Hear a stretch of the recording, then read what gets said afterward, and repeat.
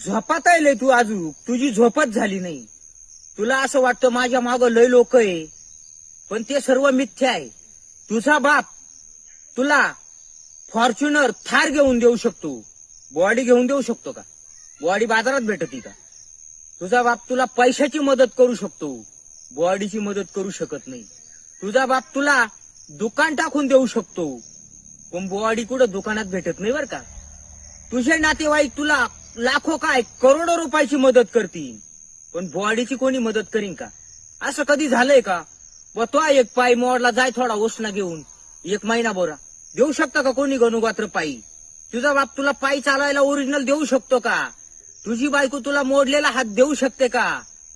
तुझी बायको तुला स्वयंपाक करून देईन, बॉडी देईन का?